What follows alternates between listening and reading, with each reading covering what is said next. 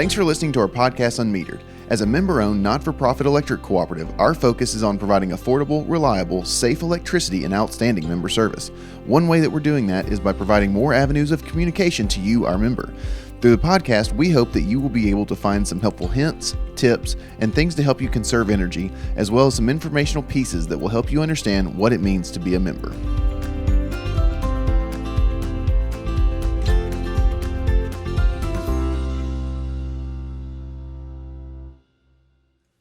Welcome to another episode of unMetered, and this latency is killing me, but of course we're always learning and doing new things.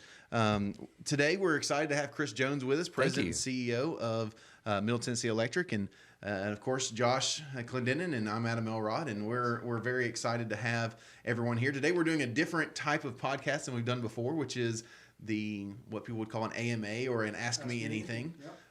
Before we get into that, Josh, we got some housekeeping to take care of. Yeah, so there's every week we always start out, Chris. We always talk about sharing change. We talk about outages, but one of the things that's really important this week is to actually talk about outages, because we have some storms coming up in forecast, and I think that before we went on, we had talked briefly about possibly a little update with some Hurricane Harvey stuff, but with the storms that are coming in.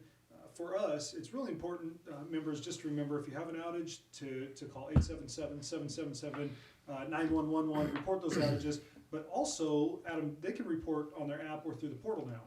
They sure can, yeah. And the app is super, super handy because of the fact that once you report the outage, it'll actually show up as like a big red bar on there. I about broke my setup here, and I have such big hands, it's just everywhere. It's fantastic. But yeah, no, so you can't break the app, but you can actually report the outage on there. And so what you actually end up doing is once you go into the app, you log in. If you haven't already registered, of course, register and do that. But log in, you go to report an outage on there, and it's pretty simple. It just says, report outage. You put in additional comments if there's anything that you'd like to let us know. Hey, I heard a pop, I heard a bang, there's a tree hanging on my my tap line or anything like that. Right. And then they're able to actually look into it. So, and that's, again, it's very, very neat. It's very handy. And actually, once it's been cleared, your outage thing will be pulled down, and you'll be, and obviously your lights will be back on at that point. So to me, that's a better notification than your phone somehow. But but you can also check it at the phone number as well. That's so right. if you've reported it, you can actually call back and find out about it. Yeah, Chris, give us a little update on Hurricane Harvey. I know that there's a lot of utilities. I mean, we've seen just this massive effort of folks heading down there. And we've gotten some questions. We've gotten some questions from some local media. What is Middle Tennessee Electric plan? Are we sending crews? Or what's sure. going on with that? Well, we've been monitoring very closely, Josh, and we coordinate those communications through our statewide association. And that's typically how those things work, is whenever we have a major hurricane kind of a storm, the statewide organizations begin to talk to each other. There's a network, and they communicate. So the Texas statewide, from an electric cooperative standpoint, is working to communicate with other statewides across the country, keep everybody updated. They also talk to the National Association. At this point, still, the Texas statewide has not requested help from Tennessee. Okay. Most of the help in Texas is coming from West Texas. Texas is a big state, lots of co-ops in the state of Texas. So most of the help is coming from West Texas. There is also, of course, the issue of the amount of flood waters that are in Texas and that are receding, but they're still very, very substantial. So as those waters recede and crews are more able to get into the areas where that water had been, then there may be an expansion of the request for help. Okay. But at this point, we're closely monitoring. Our statewide is keeping us posted. I got a notification just a few hours ago. As of today, no requests have been made to Tennessee, but we'll continue to monitor and be ready to answer the call if the call comes. Well, I know that we've also had some folks asking, if they can donate. We actually had a local business here in Murfreesboro call just the other day and ask if our crews were going down and if they could donate some stuff to send down with them, and we don't. I mean, as you mentioned, we don't have the crews going down, but the Red Cross has put out some information about asking for donations, and for us, we just want, if you're going to donate, first, thank you. I mean, that's fantastic. We love that folks want to do that, but just be sure of who you're donating to. Right. Go with a trusted organization. The Red Cross, they take care of these things. They do this stuff all the time. So just make sure who you're donating to. So more to come on Hurricane Harvey relief. As much as I hate to say it, hopefully not more to come. Hopefully everything recedes and. Yes, things are and as you mentioned, we're watching the remnants of the storm, enter into our area. We've had some bands of rain, but tonight we are monitoring, and of course we're always ready when storms happen. But we expect some wind tonight. As the remnants of the storm pass and the more intense areas of the storm pass, and kind of where the eye used to be, around the eye, what's left of that comes into our area. Some tornado spin-ups are possible. Right. So I would encourage members to be alert to their news broadcasts, weather radios, those kinds of things this evening. And sometimes a lot of rain, and we've had a good bit of rain. We're going to have more. That can create situations where trees become susceptible, Right. and if we have high winds in association with that, we could have some issues with that. So again, you can only prepare for the weather before it comes. So we're always ready to go when outages occur, and we build the system and clear the right of way for situations like this. But you can only do so much. But when the weather happens, we'll be there as quickly as we can. You guys have touched on the outage reporting, Yep. So. Use those channels. That's right. Well, that's good stuff. And you were talking about Harvey and ways people can donate. Excuse me. But You're just having trouble. oh man, I'm stumbling today. Yeah. It's just I feel like I'm in a small box. But no, speaking of donations though, Share and Change. Yes. Share and Change is actually a great way for members to donate to local causes. So Right. so those funds are actually staying in the community. They're a great way to do it. They can also do that through the app Right. by going through or going to sharingchange.org. And then, of course, they can also call into member services and talk to one of our support specialists. Right. So, again, I just want to make sure we always address those two. And of Absolutely. course, we already touched on that. But today's kind of topic, besides the fact that Chris is going to ask some questions, has any questions come in? No. We had Miss Mindy Tate had said that we were having a little audio difficulty, but I think that we've got those fixed. thank you. They for probably letting saw us me know. moving around over here and Yeah. fiddling with things. And Hello, Mindy.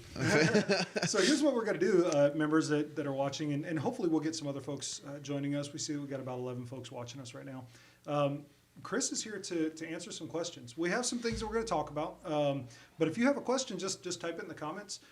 Here's what we ask. We ask that you just keep the questions professional. I mean, keep them on topic. Things that Chris could answer. But this is what it's for. And really, Chris, you've been wanting to do this for a while. Yes, I have. And so this is kind of the first of hopefully things to come. We want to do this again, and Miss Tate said, "Hey, this is great." And so we'll wait for some questions to kind of start trickling in. But let's talk annual meeting. Okay. This year was a little different. A little different. This year was there was a few things that we talked about last week. Right. That usually the annual meeting we had a kind of some plans, and of course those plans kind of got a little interrupted, but they were interrupted in a good way because of the fact that we had a lot of member engagement this year. That's right. But we'll get more into that kind of later. But your thoughts on annual meeting, just kind of as an overview. Okay. Well, of course, anytime we plan for annual meeting, it's always a time to look forward to, and it's an opportunity for the membership. And annual meeting has it's a lot of effort, a lot of work we go to, and that goes across our staff and of course with our board and preparing for that day. But annual meeting has kind of gone the same way for a long time. And it's fun. Hopefully, people are entertained. They get to maybe ask a question or two. But this year was different because we had members ask some questions. There was some confusion around one issue in particular with regard to a bylaw change we were Sure. suggesting. So, and things, again, hard questions asked. It took some time to get through it, and apologize for the length of time that it took and for some of the confusion that was there. And it gives us some, indication that we have some improvement to make for next year in preparation for questions like that, because again, it was something that was different from Exactly, the past, yeah. and maybe we got stuck in a pattern, if you will. So this year was different, but like you guys said, it was good because it provided the opportunity for members to ask questions and to provide their input. But unfortunately, there was some confusion there. So this is a good opportunity, maybe to clarify some of that Yeah, even further. And that was actually what I was going to ask, Chris. Is I mean, there was confusion about really one specific bylaw. Yeah. And so, if you can clear that up, Yeah. or just kind of give just a brief overview of what the confusion was, but really what the intent of the bylaw Sure. was, what the intent of the change was, and then we can just Yeah, roll sure. on. No, happy to do that.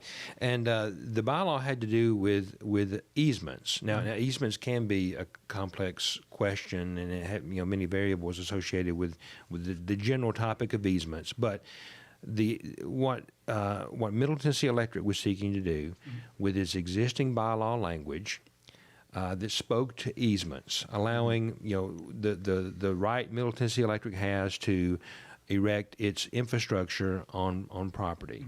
Those laws are enumerated through state statutes. It's state law allows us to do certain things to make sure that we can render and bring service to our members from an electric infrastructure standpoint. So what we were seeking to do was, as we think about the potential of entering into the broadband internet video services business, Right. which we've not made that decision yet, but it's something that we're evaluating, as the door has been opened to us in state law, we were seeking to make sure that we had all of our bases covered. So stepping back just a bit, fiber optics are what make broadband high-speed internet services possible. Right. So let's set that aside for just a moment. Fiber optics infrastructure also is something we need from an electric system standpoint. Sure. When you say we, you mean Middle Tennessee Electric. Okay. Right. So we are going to install fiber optics networks in association with our electric infrastructure as part of our electrical infrastructure. Okay. It will help connect our substations, ultimately connect us even over time to the home, so that our electric grid will be robust and ready for generations to come. Right. Right? So state law allows us to do that now.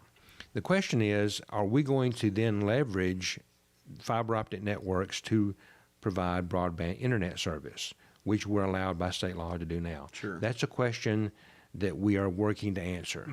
But if we decide to go in that space, we want to ensure and make sure we have all the bases covered, that we can use the excess of the fiber optics, if you will, the excess, Right. to then render broadband internet service. So what we sought to do through the bylaw change was just make a clarification that would allow us, ensure our ability to be able to do what state law now allows us to do. We can do nothing more than state law would allow us to do. This would just seek to clarify, to say, beyond electric service, to allow us to use easements for the potential of broadband internet service. We can do nothing else. So again, we were seeking to do nothing beyond what state law would allow, but just to make sure that our bases were covered. Gotcha. And I think that's a great thing to kind of point to touch on, is that there's still restrictions on top of not just our own bylaws, but there are state statutes or state laws that help govern how we go about these types of things. And again, you guys are looking into it, and several people have asked about the broadband feasibility study that we conducted last year, and that was part of the research that we were putting together, I guess, on this topic. But before we get into the next question, Well, if I may, Yeah, Adam, go for it. There was some confusion as to, if you and what we did was we inserted some language into our existing bylaw Sure. to say to allow us to expand our easements based on state law. Some of the confusion was, well, that language will allow you to do anything you want to. Now, nothing could be further from the truth. We can only do what state law will allow us to do. It's just that now that the state law is further opened, we wanted to make sure again that we could take care of not just the electric infrastructure piece and using fiber for electric infrastructure, but then for the future potential of using for broadband internet service. Now has any questions come in or anything? I want to give our members an opportunity to talk as we go along. That's what I'm checking right now. I kind of got excited the last time I cut Josh off on his question. He was about to ask one, and I got excited because this is a great topic. No, we're good. Sorry, I apologize. I'm just trying to. Sorry for the echo. Pull it up this way too. But no. Okay, so can you clarify one? We'll come back to the annual meeting, but while we're on the topic of, can you clarify the difference between broadband and high-speed internet? Is there a difference? Is because people sometimes will refer to fiber, and as we said, fiber was the actual, I guess, the tool. Yes. You might say that runs the broadband. But is broadband and high speed, are those two different things? Are they the same thing? Well, let's talk about fiber and broadband, and let's just talk about all of it, Adam. Okay, so broadband and high speed internet, you could get technical about both of those, but I think for our purposes here, we can think of broadband as high speed internet. Okay, and let's just talk about high speed internet, and that's the kind of internet service that people today expect. And as the future unfolds, are going to need more and more. Right. Because we don't need less bandwidth, we need more bandwidth, right? Sure. So we need higher speed internet service to make downloading, if it's a movie or a file that someone is sending you, to make it fast, to make it quick. And so high speed internet service is something that a number of our members don't have. And in fact, some of our members don't have internet service at all. So that's part of the whole issue. Right. But fiber optics are the communications infrastructure that make high-speed internet possible. What fiber optics are literally glass strands that are assembled together. They're cables made of glass that light travels down. Sure. So information literally is carried by light waves. And so whereas, on a telephone, there are telephone cables, and those are carried by, sound waves. Right. Sound waves are what make that possible. Cell phone service, that's wireless radio waves. But along fiber optics, it's light. So light transmits the information. It does it at the speed of light, which is very fast, and it can carry far more information than can wireless or phone cables. So fiber optics, again, makes high-speed internet possible. But again, fiber optics will help make our electric grid much more robust and prepared for the future. So we're seeking to install fiber optics communications infrastructure so all of our electronic devices, from our substations to our meters, can talk to each other. We can be more responsive on outages. There's so much capability that's there that we're going to need in the future from an electric infrastructure perspective. Right. So that's how all that fits together. We're definitely in the information age. Yes. It is here. Sorry about all that. It's on here. No, I think it's a great clarification on kind of, the way we kind of hear we look at things, because again, sometimes, that kind of gets interchanged, and it can be confusing on what pieces are parts. And as long as everyone's talking the same lingo, it helps cut down on that miscommunication of what's actually going on. Right. No questions yet, but let's keep rolling. Send a quick reminder, members. If you have a question, drop it into the comments, and Chris is happy to answer right now. And if you want more information on the fiber discussion, he's here to answer those questions. We wanted to kind of take just a moment to kind of clear those bylaw pieces up, the things that we talked about at the annual meeting that some members may have missed. I know that there was one question. That kept coming up, as far, and since we're on the quick broadband discussion, that hopefully, you can address easily is, people have asked about timeline, and okay, well, now that this bylaw change has happened, when's it coming to me? I mean, and I think that's important to kind of set a frame around, set some expectations. Exactly. Or at least, just kind of clarify, okay, the bylaw changed. you guys running a fiber infrastructure. So when's it coming to my house? You know, what would you say to the members that want to know if there is a time frame surrounding this that may have missed it when we talked about it briefly at the meeting? Okay. And again, the bylaw changed to allow us to do only what's under state law. And again, that's the only accommodation. Right. We can do nothing beyond what state law will allow us to do. From a timeline perspective, we don't know. I mean, that's the honest answer. We are going to build fiber optic networks for our electric infrastructure. We know we're going to do that, but the real timeline question people want to know, and I ask members at the annual meeting how many are interested Right. in Middle Tennessee Electric at least evaluating Right. high-speed internet service, and just about every hand Just about. went up. So there's a lot of interest out there. We knew that from our studies and feasibility surveys, but the timeline is about right now research and diligence, and we're working very hard to come to some clarification. But we still have more questions than answers. You know, we have a lot to think about.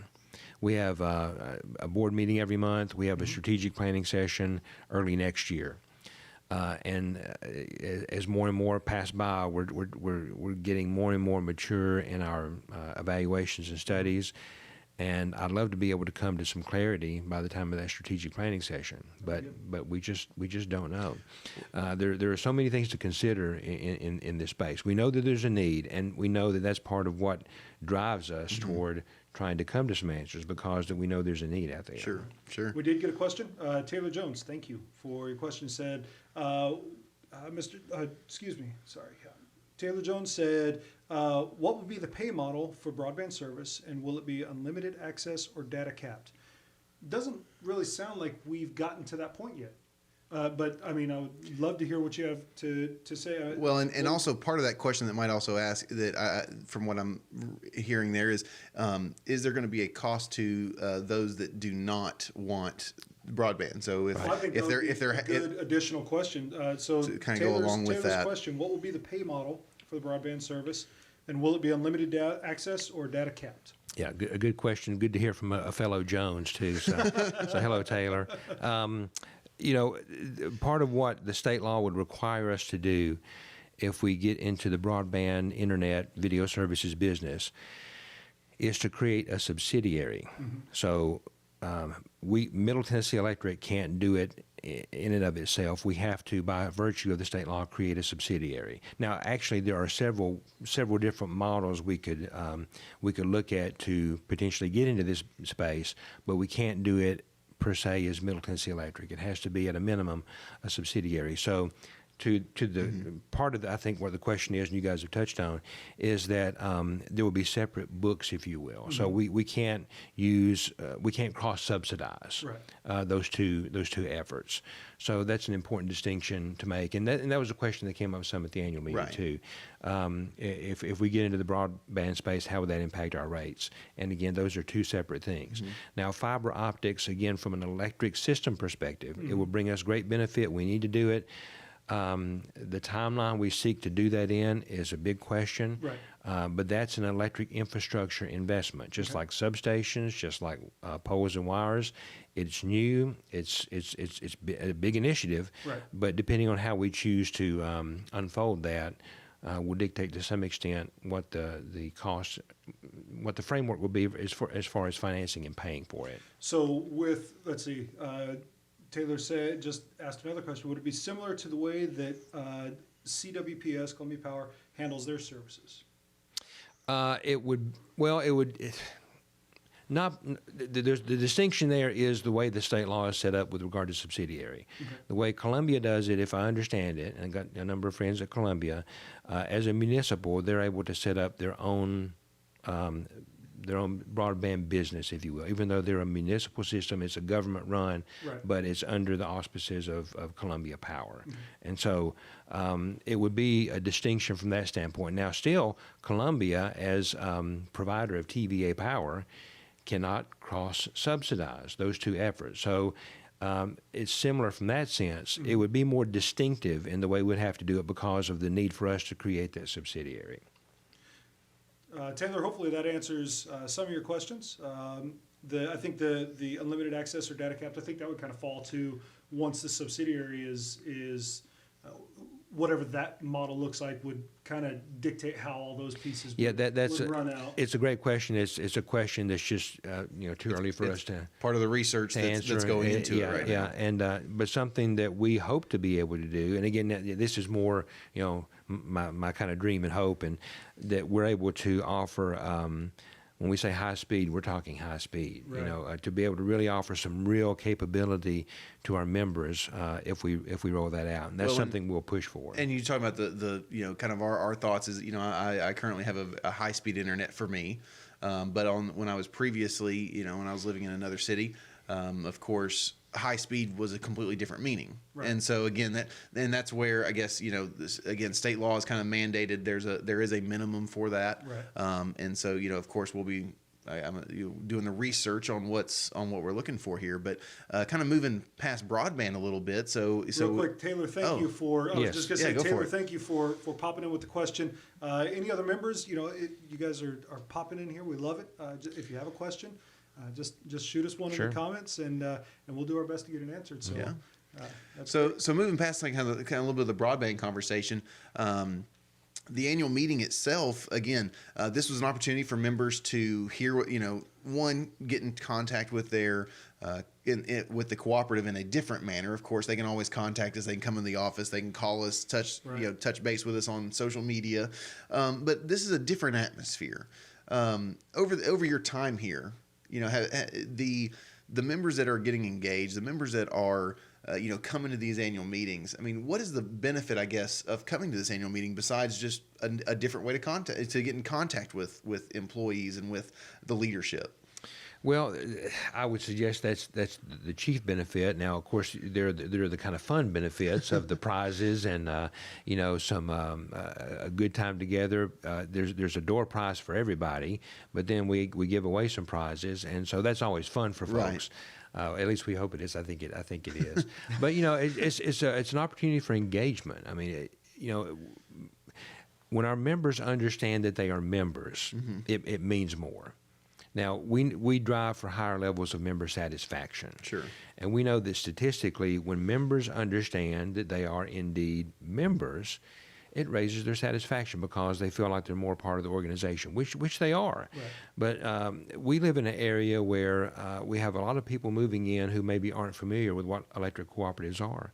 So they just think of us as a power company rather than their power company. Yeah. And so if we can make that distinction, that helps all of us, and I think those who attend the annual meeting certainly understand that. Well, and this year we did some things a little differently. Even this year, we had the vegetation management that was there, safety was there, mm-hmm. So there was even more opportunities to interact with those areas that people were looking for. So again, like I said, the annual meeting, there was a impromptu fire alarm. Yes. Again, it was a different annual meeting. Yeah, no doubt. One that you'll remember for a while. I'm sure there's not one that you can remember that was like that. No, and again, we are thankful for the relationship with the Embassy Suites in Murfreesboro. They've done a great job, but they did have a malfunction with their alarm system, and it created a necessity for an evacuation. The flashing lights and the robotic voice saying, "Shut down everyone, the projectors and so, everything." And I think it's worth actually going on the record and saying, we didn't plan that. Nobody pulled the alarm. No one planned it, and the embassy didn't plan it. Yeah, it was one of those. It caught us all off guard. We were all shocked. I mean, well, and a special thanks, of course, to all those that didn't leave afterward. Right. Of course, we had the Wilson Central Chamber Choir was there. Wilson Central High School Chamber Choir. They were there, and they actually were cut. They had one more song to perform. They did, and I hated we missed that. They did so good. Yeah, they were great. They were great, and again, from the embassy's perspective, they had a malfunction, and they reassured us that that's a rarity. So if we go back next year, that's something we'll talk about. But it's a rarity. But in order to be able to bring people back in the building, It was a requirement for them, as we understand it, for the fire department to come and clear, Right. And give them clearance. And once they did that, then we could get people back in. But that took a while, so I do appreciate the patience of the membership. And we did have a number of folks come back in for the close of the meeting. And like you guys touched on before, it required us to make several adjustments to the agenda, and we weren't able to recognize, for example, the Washington Youth Tour youth and the folks who won scholarships the way we wanted to. Right. And so that was unfortunate, but it just became a necessity. Well, and again, like I said, the nice thing about annual meeting is, of course, we're always presenting things to them. The business meeting went a little longer than had been anticipated, and again, that's members being involved, and Which is so that's cool. we had a lot of comments about that. We've looked through the surveys, Yeah. and a lot of people have commented on the fact that they did not know what a cooperative was, and so that's actually going to spur us to have more conversations about through this podcast, even about what a cooperative is and what the I guess some of the responsibilities that members have with their cooperative. Right. But we did go back in. It's important to note as well that we did go back in and we drew for the truck, and the winner was actually there. She won the truck. She was happy, and then now for the rest of the door prizes, the people who won those door prizes are actually going to be getting contacted this week. We did draw for those right after the close of the meeting. So there wasn't a time lapse or anything. We drew for them. Those members are getting contacted this week. So Fantastic. we'll be Yeah. getting some folks enjoying some stuff. is there any other questions we've got? We don't. I think we're about out of time. Typically, this podcast goes about 15 minutes, but again, we wanted to give plenty of time for any members that wanted to through social. Hopefully, we'll do this again. Absolutely. If Chris's schedule allows it, and again, like I said, I really This is enjoyed great. this new medium. It really is. I enjoy it, Chris. We thank you. Thank you guys for stopping what you by. do. And we thank you for taking the time to talk to the members and being a good sport and fielding some questions. I know Taylor Jones, probably some relation down the line. I don't know. I was somewhere. We promise he's not lots a of plant. Joneses. We did not plant him in the internet audience, But thank you for the questions that did come in. And of course, as a reminder for those that are just catching the last piece of this, Yes. or perhaps are watching this later, the entire interview and discussion is going to be on our podcast channel, That's right. unMetered. You can actually access that through iTunes and Google Play. You can also get a hold of it through our website at mtmc.com/unmetered. Also, we're on YouTube. That's right. And We're all over obviously, the place. we're on Facebook. So again, there are plenty of opportunities for people to hear this stuff. If you've ever got a question, comment to us, send us a message, give us a phone call. That's right. That message will get to me and Josh, and we'll be sure to try to address those And things. we know where Chris is, so we can find That's him. true. We can We get the generally questions am answered available. too. Yeah. So again, Chris, thank you for being here. My pleasure. Like I said, we look forward to seeing everyone next week. Yeah. And again, we're planning on doing this live more often. Sounds Okay, good. let's do it. We appreciate it. Thanks, guys. unMetered is brought to you by Middle Tennessee Electric.